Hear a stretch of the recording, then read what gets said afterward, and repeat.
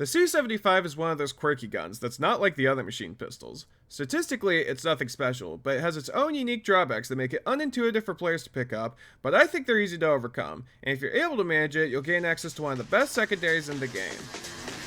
On the goddamn ground!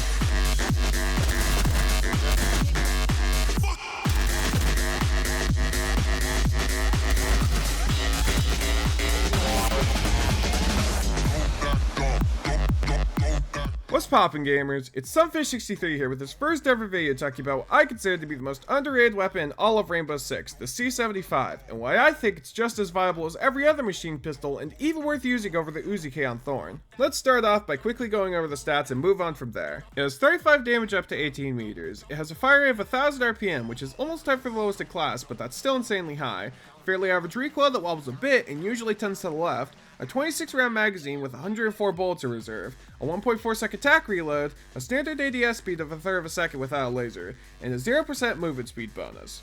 Now, on paper, this is a very strong weapon. The only mid stat is the total ammo, but all the other machine pistols aren't doing any better, so that begs the question, why does nobody use it?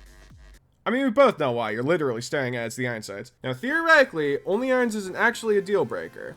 Irons on some weapons can range from serviceable to competitive with actual scopes to downright meta on some weapons, but unfortunately, these irons don't fall into any of those camps. But to its credit, they aren't the worst irons in the game, just the second.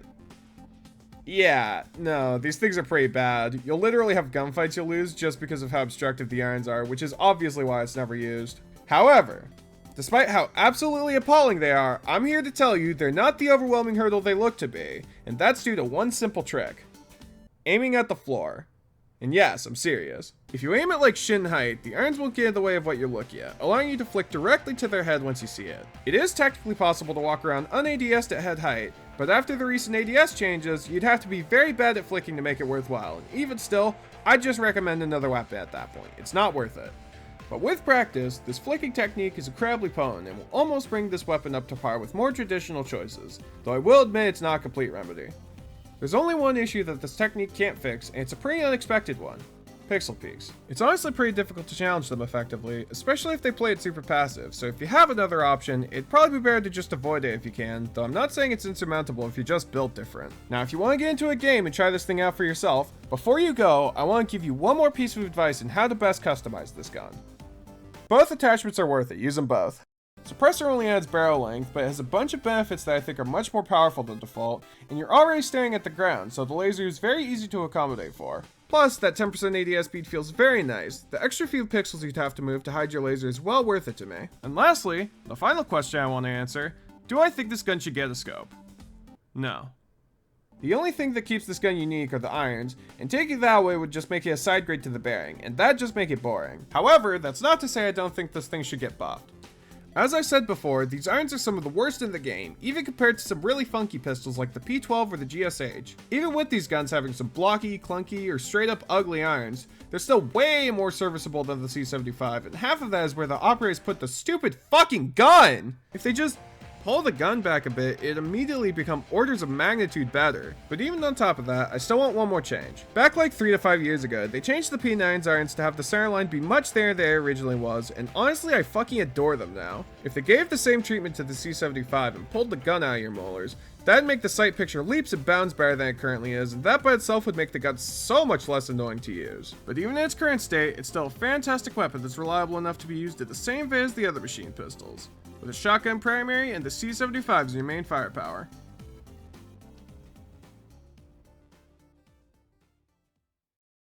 Ah, at the top card! Danger! Danger! Click away! Click away!